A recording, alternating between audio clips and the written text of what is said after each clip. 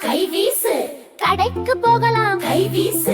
மிட்டாய் வாங்கலாம், கை வீசு. மெதுவாய் தின்னலாம், கை வீசு. கோவிலுக்கு போகலாம், கை வீசு. கும்பிட்டு வரலாம், கை வீசு. கைத்தட்டி குதிக்கலாம், கை வீசு. குதித்து ஓடலாம், கை வீசு. அம்மாவை அழைக்கலாம், கை வீசு. அழகாய் சிரிக்கலாம், கை வீசு.